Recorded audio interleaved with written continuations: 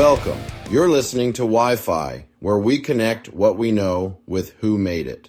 I'm Keith Whitley, and today let's talk about how the idea of the adjacent possible suggests that every invention or breakthrough opens the door to the next, often in ways that cannot be seen until the door is unlocked. One thing births the possibility of another, as a microchip makes the modern computer possible, as the invention of the elevator makes skyscrapers viable, or, in a more unexpected way, as air conditioning makes the thriving modern cities of Florida possible. A century ago, Florida was hot and humid, with a population under 1 million, largely limited by the oppressive heat that made year-round living unbearable for many. Then came the quiet revolution that began in the mind of Willis Carrier.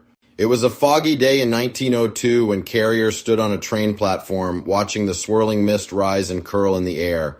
He must have wondered how something as intangible as fog could be captured, tamed, and turned into comfort. In that moment of observation, the miraculous chain of adjacent possible took hold. What he was seeing was water vapor, condensation, and the interaction of air temperature and humidity forces that God had woven into the fabric of creation long before mankind gave them names. Carrier imagined a way to harness those forces, not simply to cool air, but to control its humidity, its freshness, its very quality.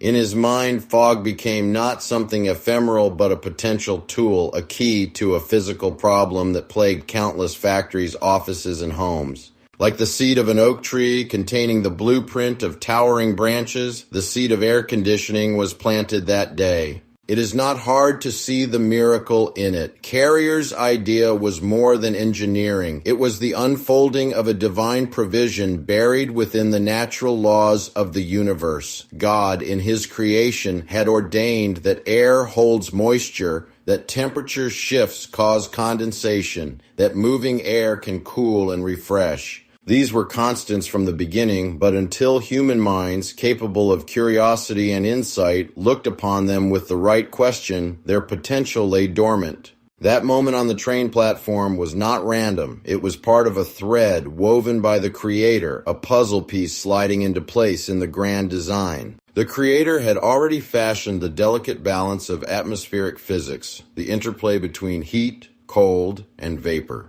He also fashioned the mind of Willis Carrier to be inquisitive enough to wonder, attentive enough to notice, and bold enough to act.